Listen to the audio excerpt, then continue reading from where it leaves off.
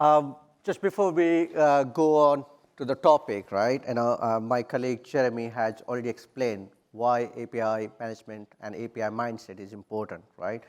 So he has covered whys and whats. Now we'll be covering how, and we are in the journey. So let me see if I go to the next. It doesn't work.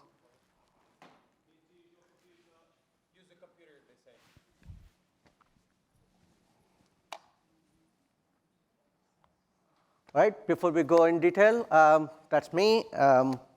I have been working on the engineering and architecture background for the last 18 years. Have led some of the biggest integrations in Europe. From the API perspective, I think this is something that I breathe in, breathe out now, right now, with creating that mindset.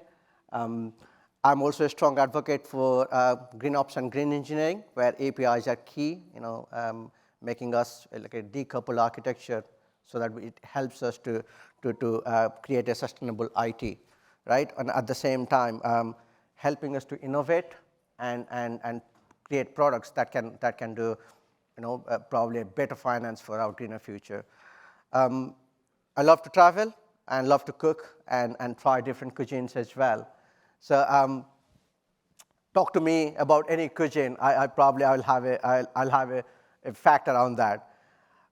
Before we go in detail, here is Lloyds Bank. It's a biggest banking group. I think many of you probably know. The key areas that I want to cover here is, if you look at it, we have like 26 million customers. Out of them, like 18 million plus digitally active customers. To provide the capabilities and features to them quicker, faster, and safer, we need the platform that's scalable enough, that's resilient, that's performant. And that's where most of our, as Jeremy mentioned, our keyboard metric is saying, every year by year we should do 25% API growth. We'll go to the next one. Now you'll be thinking, we're talking about APIs and API platform. What does the airport to do with this? By the way, this is one of the shortest flight, like 1.5 minutes, going from the Westray Airport to Papa Westray Airport. Why I'm talking about that? Because if you see that line, that small house there, that's actually the terminal, right? So when Matt was talking about different deployment model of API management, you could have a single deployment model. So you can get yourself connected to the airport, which having single gateway, single terminal, right? And probably having few commercial flights.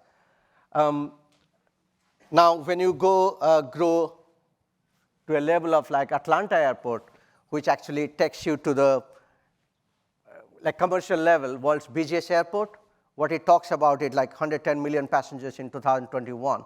And if you compare that to with 2020, it's like 60% of lift. That shows the resiliency and scalability. If you look at the performance-wise, on a busy hour, probably 158 flights, to 243 flights, it can cope.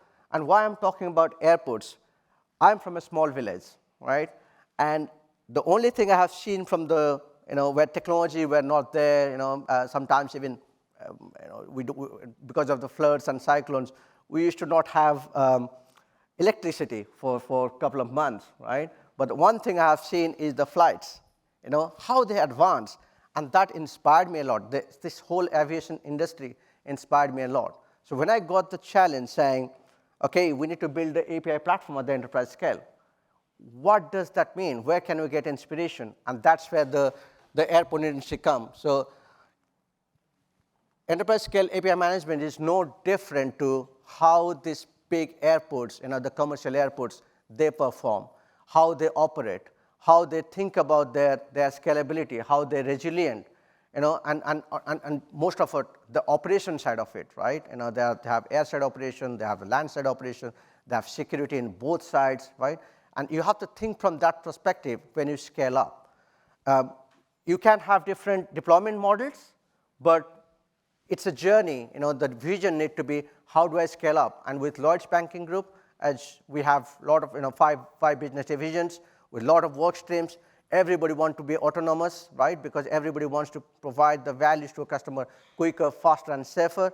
At that time, how do we enable them so that they are autonomous, they're compliant, and they're, when they build the APIs, they're secured, and it goes quickly and fastly. So what is an API platform, right? Some of the key areas that you can see here is analytics to understand your usage, right? So that you can make better performance, like it's a feedback loop, right? The API delivery and tooling, that's a key, because that's going to help you to enable your ecosystem. The providers and the consumers, they are the ecosystem. Enable them to go and bring more agility to a delivery.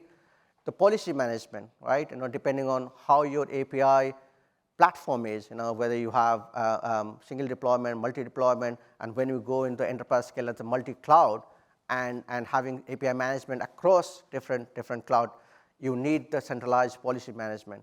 You probably don't need to execute it, but at least the thought process, the standardization need to be there. So some of the key principles that we as an engineering team, when we talk about the API platform, we think about consistency, we talk about the API standardization, we talk about the adapting the cloud native technology. So one of the key thing, when I say talk about again my analogy around the airports, you have different kind of flights, right? You have commercial flight, you have different types, the domestic flights, you have international flights, but different flights have different kind of airports, right? It's not single solution for every problem. There is a different solution for different problems, right? So in those cases, there should be an API management for different kind of problems. So the principle is use the right tool for the right job. Yeah. Otherwise, if you have a hammer, everything will look like a nail, right? So do not get afraid of using technology. Use the cloud native technology if they're best for you. And I'll tell you about my experience, right? Yes, we had a fully fledged gateway, as Jeremy mentioned, around saying, we have deployed that on VMware, we have deployed that on the physical hardwares, but then when we started moving our journey towards cloud, we started looking at saying, okay, can we use the same tool? Because we know it better than anyone else, right? Because we have a great experience. Or shall we explore a little bit about the API management that comes in the cloud, right? And then we have to look at the business requirements. What exactly the requirement for the next 2-3 years? How many use cases we have? With the 80% of the use cases, can we solve by using some of our cloud native technologies, right, to start with? Yeah. So that's where my suggestion is, and my experience is, use the cloud native technologies where possible. It's a one way of solving, but any technology that solves a problem, try to utilize it, but abstract away the technology from your consumers, because there is a lot of complexity around it, right?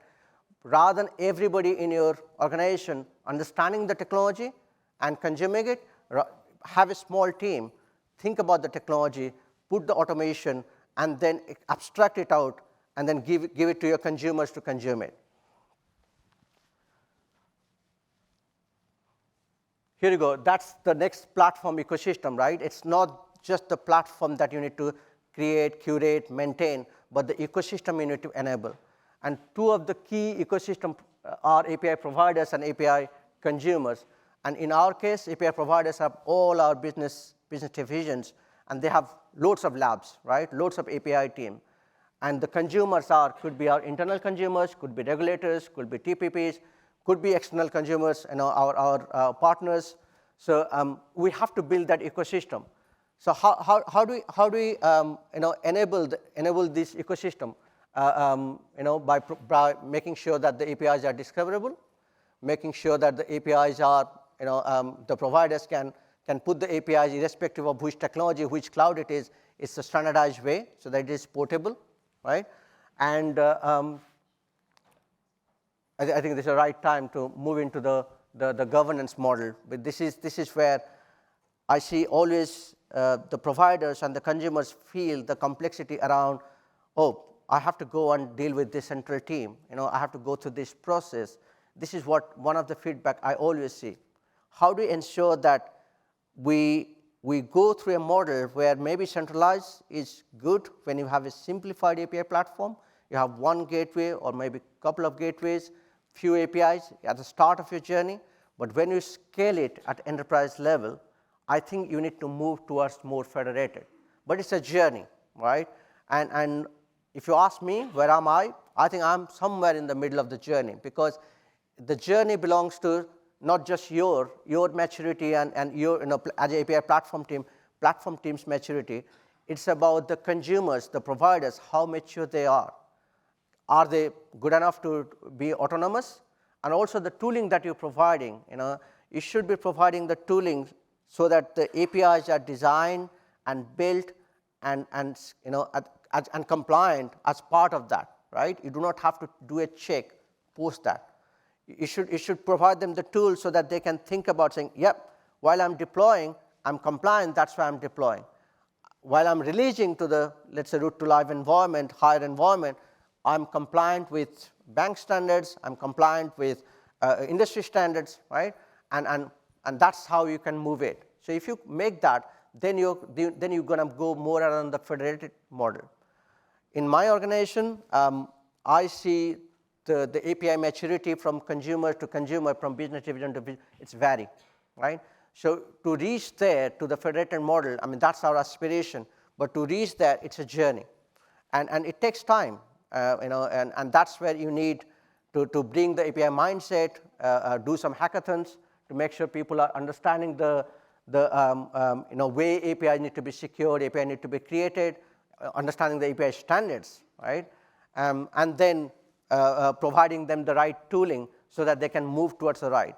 And then once you understood the maturity model and they earn your trust and you earn their trust, right? And that's the trust model. And then you move to more towards hybrid and federated model, right? So right now, I think we are in the hybrid model where some of our business divisions are pretty good. We federated some of our API platforms to them. So they are actually managing it. They're taking care of the whole API lifecycle management. We provide them the templates, and some part of the divisions are still immature. They start coming. At that time, centralized model makes sense. In the horizon, I think that's our vision to go to the more federated model. So at that point of time, also you will have a API platform providing that enablement, but it will be mostly different business division, helping and being compliant and doing that little bit of small G governance, I call. It's more compliant rather than big G governance, which is more like, you have to go to a meeting, you have to do a particular templates, you have to go through a lot of process. Don't have to do that. So that's our aspiration. Now, how do we achieve this, right? And Jeremy was talking about one of the tooling, right? The tooling that automates the way you design, you deploy, you build, you deploy, and you release, right? So here I'm going to be talking about, again, going back to my analogy around the flights, right? Doesn't matter how much you have the runways, but as a flight, you have to think about the pre-flight, you have to think about the takeoffs, you have to think about the departure, en route, approach, and then landing, right? That's all the key areas, irrespective of how the airports are operated. They don't have to worry about how the airport is operated, how the airport is being built, whether it's a small airport, whether it's a larger airport. These are the key things as a flight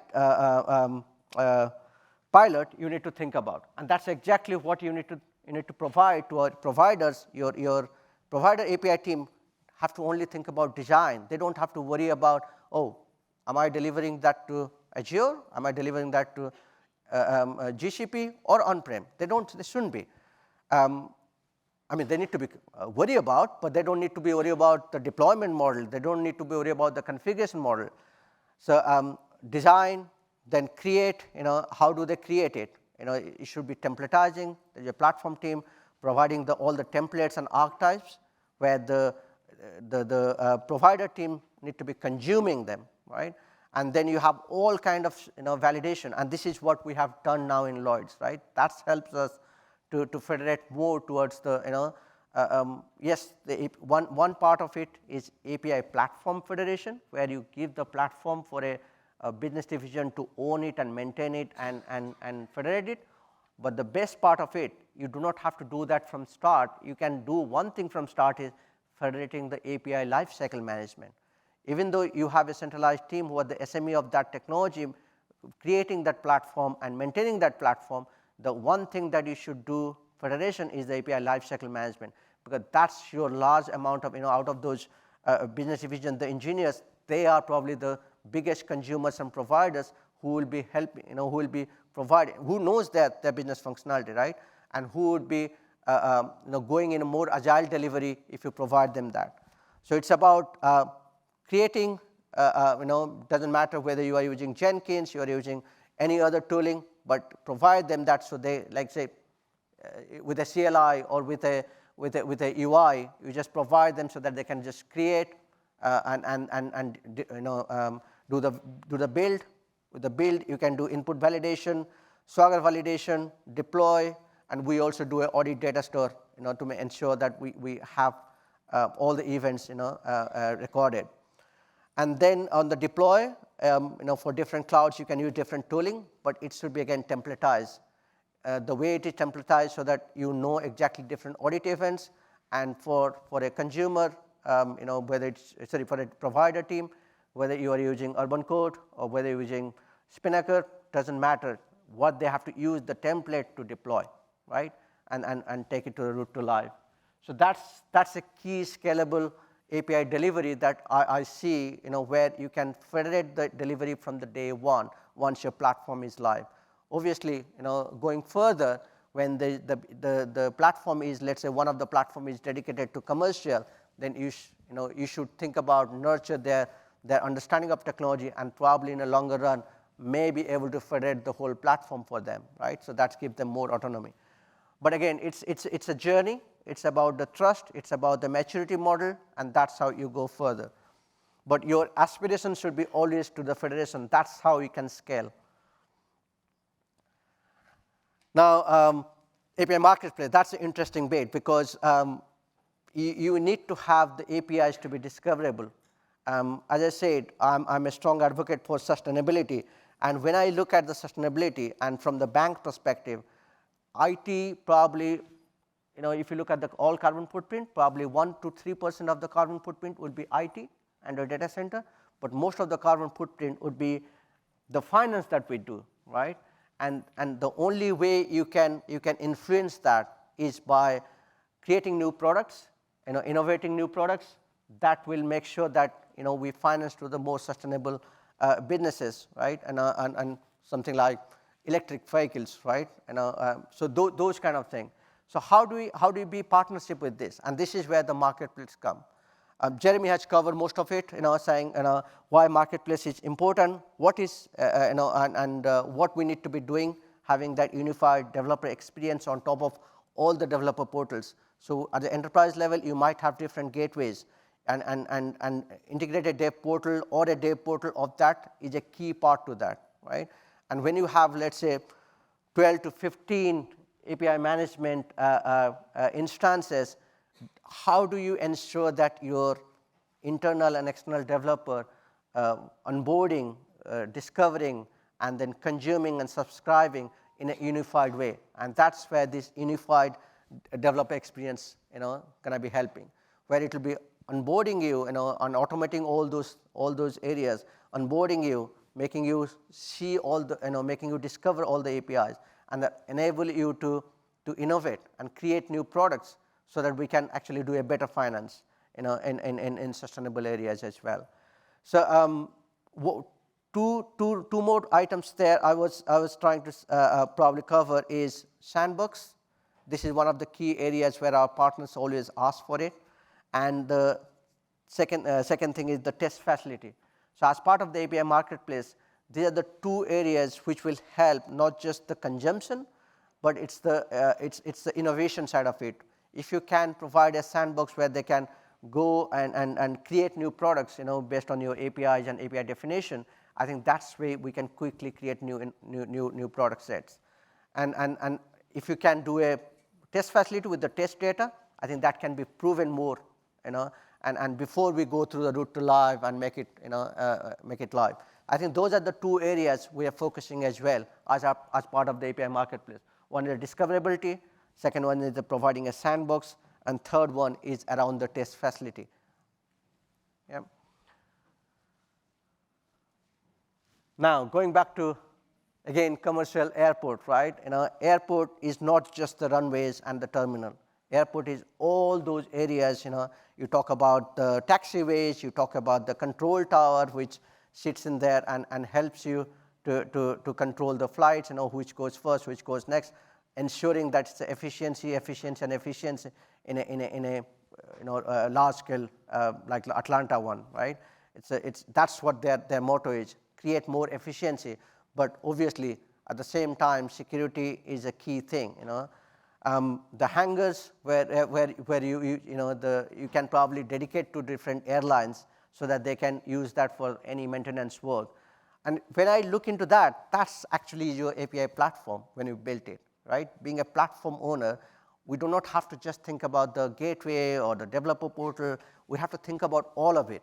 We have to build this whole ecosystem, right? And that's what we are trying. And that's my inspiration before we build gateways in on-prem and again, different areas of on-prem, and slowly moving into private cloud. Gateways we have built now on Azure, gateways built on GCP. How do we build? And this is the ecosystem that's inspired us to saying, in the end, we should have just control tower, but we should have operation team in different areas to manage different responsibilities. So if I take to the next level here, that's the operating model that you probably would like to see. It's again my experience. You can take probably some of the inspiration, but different organizations may have different other operating model. But this is what in a large scale organization we manage.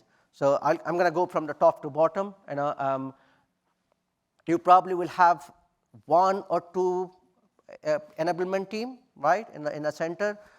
Probably one team to start with, where you will have FinOps to talk about all your billings and understanding the API usage, and probably in future the monetization side of it.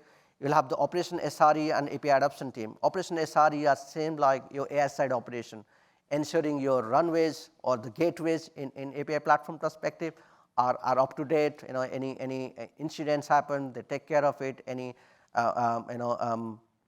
Anything around the gateways and the runtime, right? So that's your operation and SRE team. Your adoption team is more like a land side operation. So they are like the terminals, ensuring that the customer experience is better, right?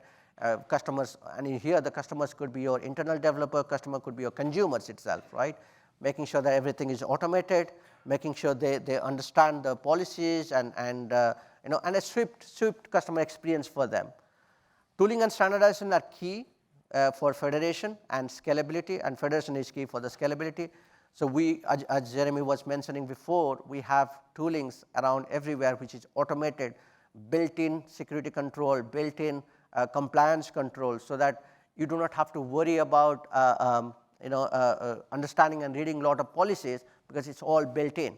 All you have to worry about is ensuring that you follow the pipelines that's provided by this central team, and then ensuring that they are compliant before you deploy or before you release, right? And then you have a product team. Product team are the team, API product team are the team of engineers thinking about the capabilities, continuously adding and enhancing the platforms. So something like maybe you will go with a single region first, but then slowly you will be adding multi-region capabilities. Maybe you will be going with the one environment, right? And slowly you probably will have a requirement around saying, how do I make sure that this business division is runtime isolated? So in that way, you can provide different environment groups or different environment, or maybe a multiple gateways, right, depending on the requirements. But those are the things need to be all automated, right? Creating a new gateways, creating new environments. It's all automated in both public cloud and private cloud, and that's what we have achieved. API security is quite key, and it plays a role in both operation side and adoption side. It's exactly like the land side operation and air side operation. The security is on the plane security, and the same with when the customer goes in and have the security in the terminal as well. The small g governance, I have already spoken in detail, and then the API marketplace, that's unified developer experience that providing you across the clouds, right? And the line of business may have different labs in API team, but also they can have an API enablement team in there, and that's what we have seen, because that helps them rather than they always coming to a central team.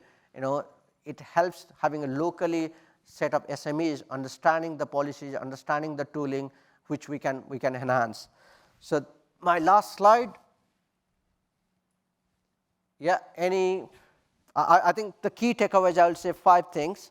One of them is embrace the technology, make it agnostic of, so basically abstract the complexity and provide some of the toolings and pipelines and templates for the consumers and providers. Automation is key, irrespective of whether it's automation of the API development lifecycle or automation of creating the gateways. And discoverability is key for the consumption and innovation, right? And I think the last part is the community, right? You need to build the community. Otherwise, you can't scale. If it is just a single team and you keep adding and adding and adding, I don't think that's how you're going to be scaling. You should always have a slim team of API SMEs and platform team, but you need to build that community with your consumers and providers so that everybody jumps in, everybody creates capabilities, and that's how you can scale. Otherwise, technology keeps changing, right? And you do not want to create a lot of API platform team, everybody understanding platform, and everybody trying to maintain the platform, right?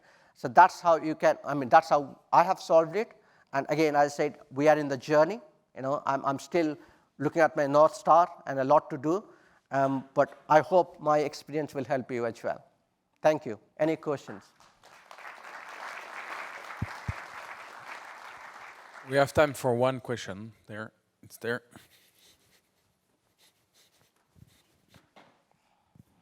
Is your bank planning to offer identity as a service as a premium API? Yes. You can, if I understand your question, you're saying whether we should be providing an identity as a service, right? Is it on your roadmap? It is. It is. I think Jeremy already mentioned, right? This is one of the key areas where we want to, because as a bank, when you have 26 million customers and 18 million digitally active, I think we are probably one of the largest having the identity, right? So why not? But it is in our roadmap as well, yes. Yeah, thank you very much, Kailash. Thank you. Thank you. You can help.